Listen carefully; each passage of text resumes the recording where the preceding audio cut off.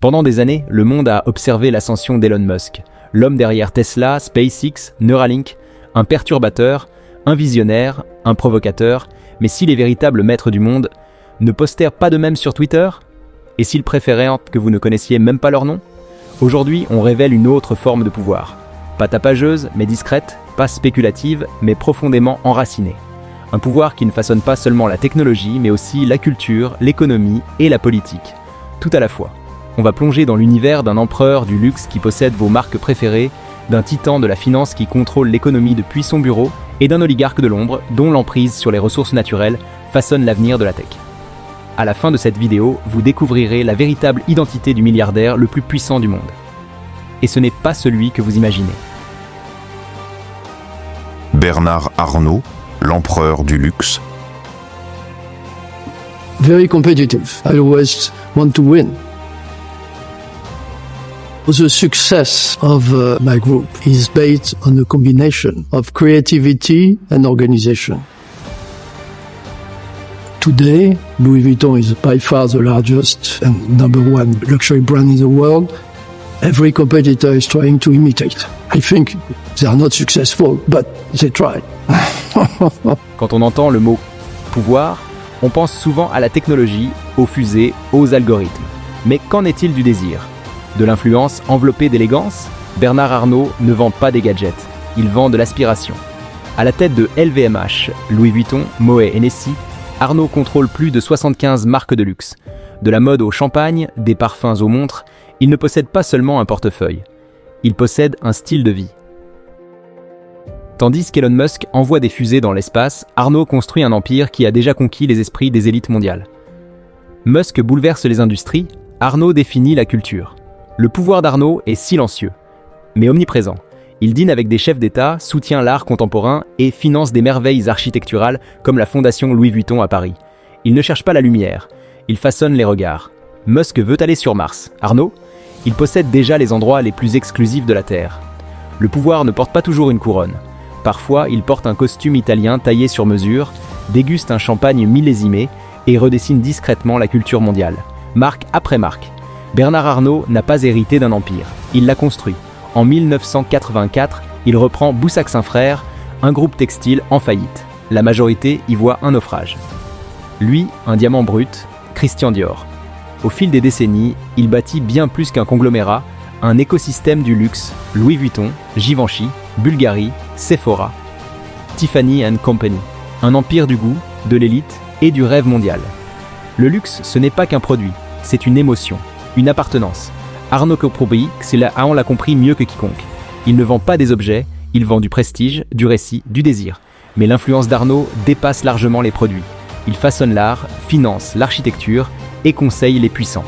Quand les milliardaires tech s'exposent, Arnault planifie. En 2008, Wall Street s'effondre. LVMH résiste. Pendant le Covid, Dior fabrique des masques. LVMH produit du gel, le luxe s'adapte et prospère. Musk vise Mars, Arnault règne déjà sur les temples du désir terrestre, sans faire de bruit, juste en répondant à ce que les humains veulent profondément.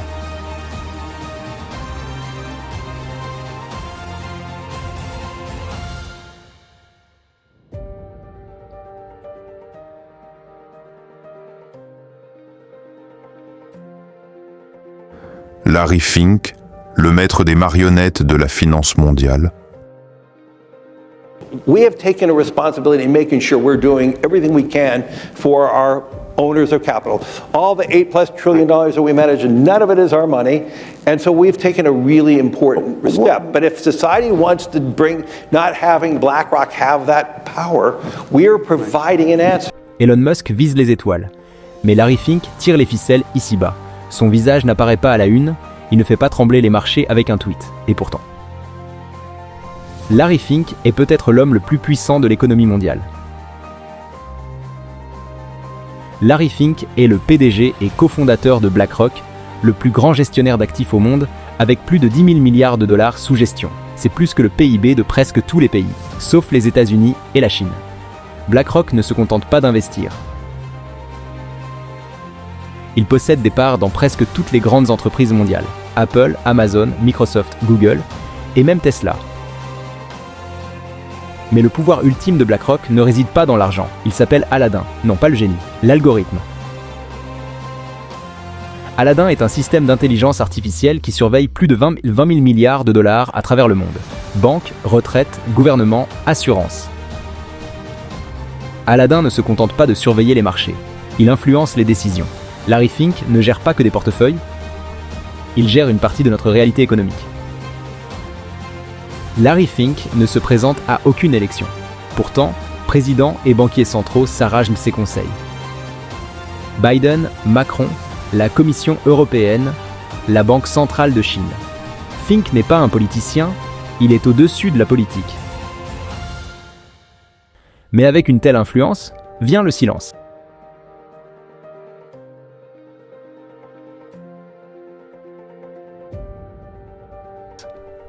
Fink ne fanfaronne jamais. BlackRock reste discret. Et c'est voulu, car le vrai pouvoir prospère dans l'ombre. Larry Fink ne construit pas de fusées, il ne vend pas de sac à main. Il contrôle les tuyaux financiers qui alimentent Clé 2. Dans un monde régi par le capital, son pouvoir est peut-être le plus absolu. Vladimir Potanin, l'oligarque des ressources naturelles. Сначала на уровне законодательства с тем, чтобы просто это стало возможным в нашей стране.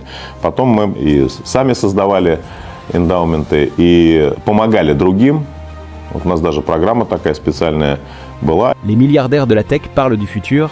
Vladimir Potanin, lui, contrôle les matières premières qui rendent ce futur possible. Nickel, palladium, platine. Sans eux, pas de voitures électriques, pas de smartphones, pas de fusées. Tandis qu'Elon Musk rêve de Mars, Potanin possède les métaux qui alimentent ce rêve. C'est un autre type de pouvoir. Issu de l'élite soviétique, Potanin étudie l'économie durant la guerre froide. Après la chute de l'URSS, il devient l'un des architectes du capitalisme russe sauvage. Dans les années 90, il orchestre le programme Prêt contre Action, une stratégie qui permet à une poignée d'initiés d'acquérir les joyaux de l'économie russe pour presque rien. Aujourd'hui, Potanin contrôle Norilsk Nickel, le premier producteur mondial de palladium et l'un des leaders du nickel. Deux métaux clés pour l'industrie technologique, les batteries électriques et l'aéronautique. Pendant que Musk attire l'attention, Potanin détient le métal qui rend tout cela possible. Un pouvoir silencieux, élémentaire. Potanin est plus qu'un magnate des mines, c'est un survivant politique. Un proche du Kremlin resté influent sous Yeltsin, comme sous Poutine. Mais ce pouvoir a un prix. Norilsk Nickel est au cœur de désastres environnementaux majeurs, notamment la catastrophe de 2020, l'un des pires déversements de diesel dans l'Arctique.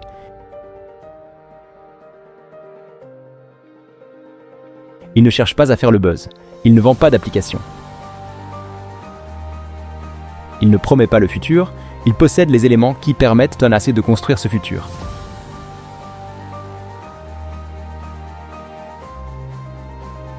Dans un monde où les métaux rares dictent la croissance, Vladimir Potanin pourrait bien être l'homme le plus puissant que vous ne connaissiez pas. Le réseau caché du pouvoir. Jusqu'ici, nous avons découvert les milliardaires. Le roi du luxe, le maître de la finance, l'oligarque silencieux. Mais le pouvoir, le vrai pouvoir, ne réside pas dans les individus. Il est en réseau, protégé, distribué comme un système d'exploitation caché derrière tout ce que nous voyons. Vous ne votez pas pour lui, vous n'en entendez jamais parler, et pourtant, il règle tout autour de vous. Voici l'empire invisible, la toile derrière le trône. La plupart des gens voient naître des marques, des actions, des produits. Mais derrière tout cela, il y a des entités. Conglomérats, gestionnaires d'actifs, conseils stratégiques, formant une structure d'influence croisée. Arnaud contrôle les marques. Fink contrôle le capital, Potanin contrôle les matières premières. Mais tous trois sont aussi interconnectés, par des participations croisées, des partenariats discrets et un silence parfaitement orchestré. Ce n'est pas une conspiration, c'est de la stratégie. Une mécanique conçue pour être invisible, car la transparence rend le pouvoir vulnérable. Davos n'est pas une conférence, c'est un rituel, un lieu où les puissants réécrivent le scénario mondial, derrière le verre, la neige et les sourires polis. À Davos, ce qui est dit importe moins que ceux qui écoutent en silence. Et les vraies décisions, elles ne sont jamais enregistrées, elles sont mémorisées. Que font les rois modernes avec leur pouvoir? Ils donnent stratégiquement, fondation, prix, initiative, pas seulement pour aider, mais pour créer une fidélité d'influence. Ce n'est pas de la corruption, c'est de l'influence élégante. Un pouvoir doux, emballé dans du satin et des œuvres caritatives. Maintenant, prenons du recul. Ne pensez plus en entreprise, mais en flux. Matière, fabrication, capital, désir. Des mines sibériennes aux usines chinoises.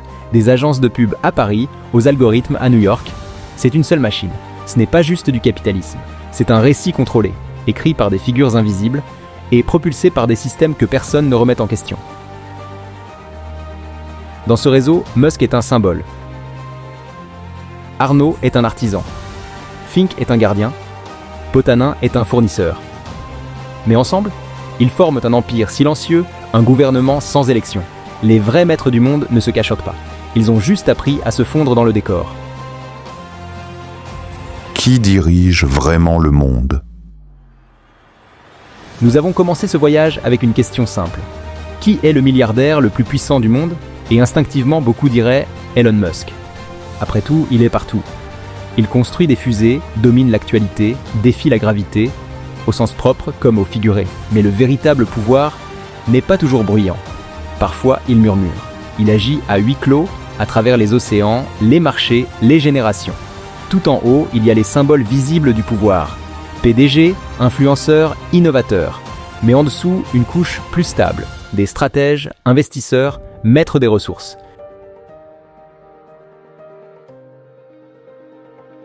Des hommes comme Arnault, Fink, Potanin, ils ne font pas la une.